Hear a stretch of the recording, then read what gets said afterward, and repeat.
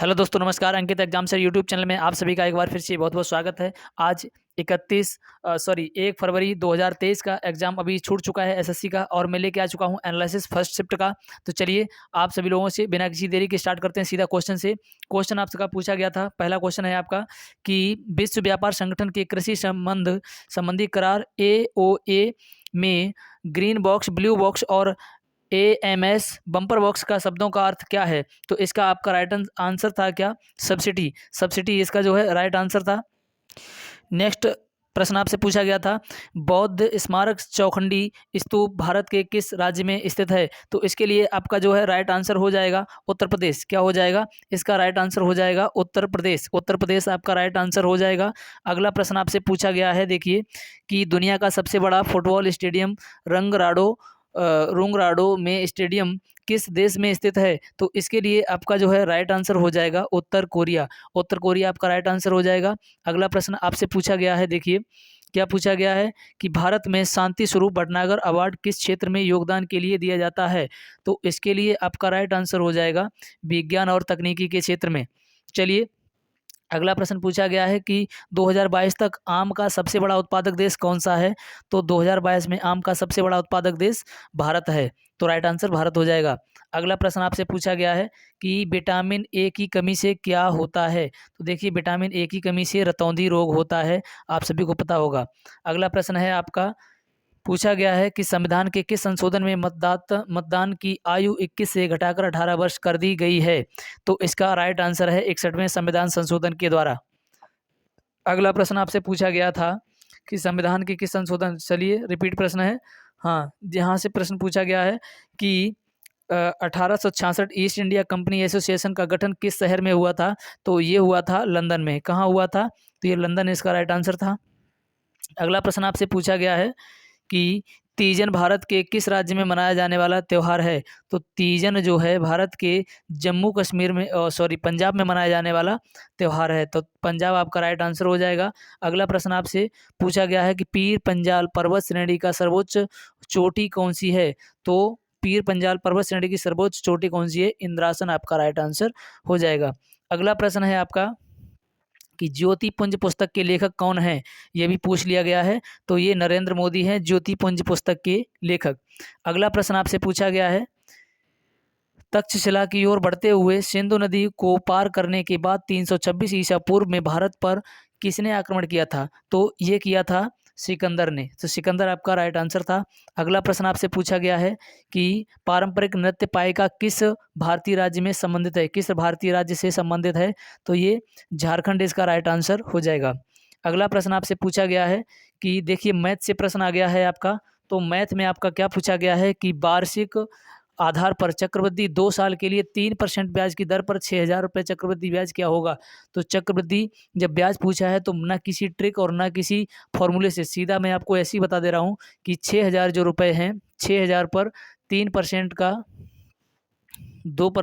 3 वर्ष के लिए 2 वर्ष के लिए 3%, तो कितना हो जाएगा पैसा? तो देखिए यहाँ से इसका गुणा करते हैं तो 6×3 = 18, 18×2 = 36, 360 रुपये हो जाएगा।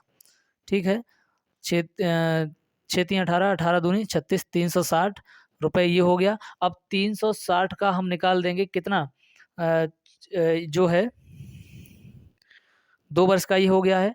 चलिए चलिए इसको ऐसे भी नहीं तो सीधा ऐसे निकाल देते हैं कि 6,000 पर 1 वर्ष के लिए 3% की दर से कितना हो जाएगा? तो देखिए 2 जीरो से 2 जीरो काट दिए और 6×3 = 18, कितना हो गया? 180।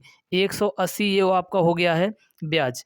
अब देखिए 180 ब्याज ये हो गया है, तो इसको हम क्या करेंगे, इसमें ऐड कर देंगे। देखिए अब ये 6180 में हम 3% से फिर हम ब्याज निकाल देंगे। तो इसको जब हम सॉल्व करेंगे तो ये आ जाएगा आपका कितना, ये आपका आ जाएगा 365.40, ये आपका आंसर हो जाएगा।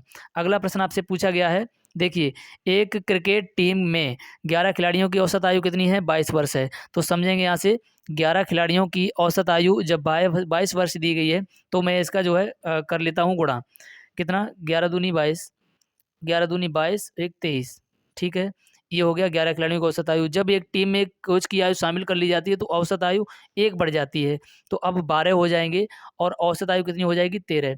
तो 12 गुणा 13 करेंगे तो कितना हो जाएगा, 12 गुणे 13 करेंगे, देखिए यहाँ पर कर लेता हूँ 12 गुणे 13, तो 12 तियाँ 36 की 6, 12 एकन 12 और 3, 12 3 15 हो गया। तो कितना हो गया ये, 156 हो गया।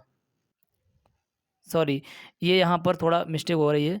देखिए क्या है कि 11 खिलाड़ियों की 12 है, तो 11 दूनी 22 और 11 दूनी 22 एक 23, ये हो गया 11 का। जब एक टीम में एक व्यक्ति जुड़ जाता है तो 13 हो जाते हैं, तो 13 12 हो जाते हैं, तो 12 में गुणे हम 23 का करेंगे, तो 12 तियाँ 36 की 6, 12 दूनी 24 और 3 27। अब देखिए इसमें से इसको माइनस कर देते, 6 में से 2 गया 4 हो गया, और यहाँ से 7 में से 3 गया 4, तो 7 में से सॉरी सॉरी यहाँ पर थोड़ी मिस्टेक थी, 11 दूनी 22, यहाँ पर हो जाएगा आपका 24। अब देखिए यहाँ पर 24 होगा तो 7 में से 4 गया, तो यहाँ पर 3 बचेगा, तो फाइनली आपका 34 वर्ष राइट आंसर हो गया। आप देख लेना एक बार, तो ये 34 आपका राइट आंसर है यहाँ पर।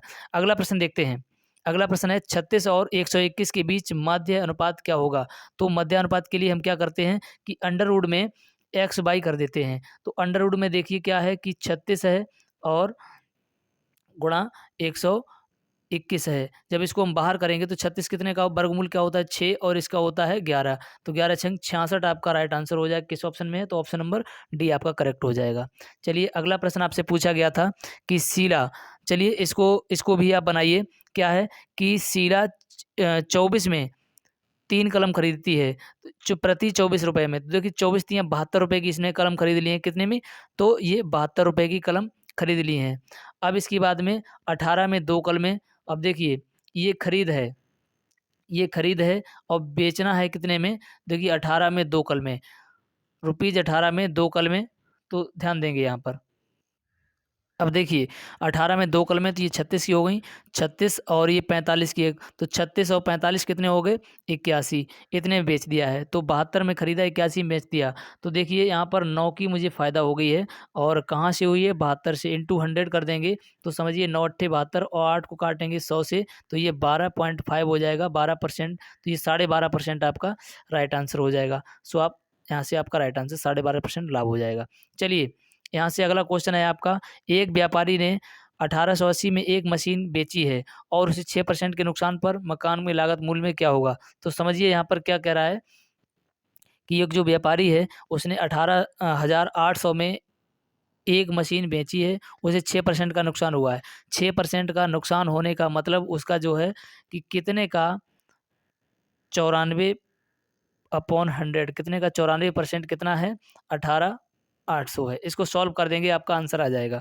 तो चलिए इसको हाफ करते हैं, तो ये 47 हो जाएगा, और इसको हाफ करेंगे तो ये हो जाएगा 9, और ये 400। अब इसको जब हम काटेंगे तो ये 2 बार कटेगा, तो यहाँ पर हो जाएगा 200 गुणा 100, आपका हो जाएगा 20,000 राइट आंसर। कौन से ऑप्शन में है, तो ऑप्शन नंबर आपका हो जाएगा सी करेक्ट। अगला देखते हैं प्रश्न क्या है आपका कि 4,000 के बिक्री मूल्य वाले एक डाइटिंग सेट को 8% की छूट पर बेचा जाता है, और इस पर 110 यानी 10% का लाभ होता है। तो डाइटिंग सेट का लागत मूल्य क्या होगा। 8% की छूट पर 4,000 की बिक्री वाले डाइटिंग को 8% की छूट पर बेचा जाता है, तब भी इसको कितना होता है, 10% का लाभ होता है। तो देखिए, तो इस प्रश्न को चलिए आप सॉल्व करिए, और इसका आंसर मुझे कमेंट में बताएंगे आप सभी लोग। क्या इसका आंसर आप सभी लोग कमेंट में बताएंगे और सॉल्व करके। चलिए नेक्स्ट प्रश्न देखते हैं। अगला प्रश्न है आपका कि उस विकल्प को पहचाने जिस समूह से संबंधित है। तो देखिए ये रीजनिंग का प्रश्न आ गया है आप सभी के लिए। तो देखिए इसमें क्या है कि मेमना भी एक बच्चा है किसी का, बछड़ा भी एक किसी का बच्चा है, और डिम्फकीट भी। तो इसके लिए आपका राइट आंसर इसमें जो है पिल्ला हो जाएगा। ये भी पिल्ला भी एक बच्चा है। चलिए यहाँ पर एक प्रश्न है आपके लिए कि निम्न में से असंगत की पहचान करें। तो देखिए बहन चाचा भाई ये आपके खून के रिश्ते हैं, बट मित्र एक खून का रिश्ता नहीं है, तो यहाँ पर मित्र आपका राइट आंसर हो जाएगा। अगला प्रश्न आपसे पूछा गया है कि उस पद का चयन करें जो निम्न श्रृंखला को अगला पद मतलब आएगा। तो देखिए यहाँ पर क्या है कि इसमें क्या सीरीज में चल रहा है देखेंगे। देखिए जेड, जेड से पहले तो यहाँ पर एक देखेंगे कि क्या है कि 2 से 4 हो रहा है, 4 से 6, 6 से 8, 8 से 10, 10 से 12 होगा। यहाँ पर ध्यान रखेंगे, यहाँ पर 12 होगा। अब देखेंगे एक में 1 में ए में बढ़ाया गया है कितना 3, और 3 में 3 4 में 4 हो गया, और 4 में 3 7 हो जाएगा, 7 में 3 10 हो जाएगा, 10 में 3 13 हो जाएगा, 13 में 3 16 हो जाएगा, 16 पे पी आ जाएगा। तो 12 के बाद में पी कहाँ पे आ रहा है, तो 12 के बाद में पी 2 में आ रहा है।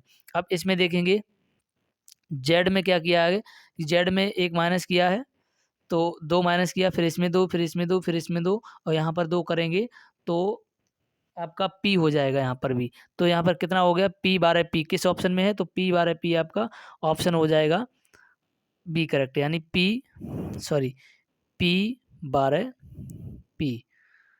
ठीक है, चलिए अगला प्रश्न देखते हैं। अगला प्रश्न आपसे पूछा गया है, यदि डी बराबर 3 है, डी बराबर 3 जी बराबर 6, तो ये देखेंगे यहाँ पर जी ओ डब्ल्यू एल बराबर, इनको ऐड कर देंगे एक एक करके, तो ये 47 हो जाएगा। तो इसको भी हम क्या लिखेंगे, F L O W E R. तो जब इसको हम ऐड करेंगे तो देखिए एफ की प्लेस वैल्यू कितनी होती है 6 होती है, तो हम 5 लिखेंगे। एल की 12 होती है, तो हम 11 लिखेंगे। ऐसे ही एक एक कम करके लिखेंगे और इनको ऐड कर देंगे, तो इनका आंसर जो है क्या हो जाएगा, तो इसका जो है आंसर हो जाएगा आपका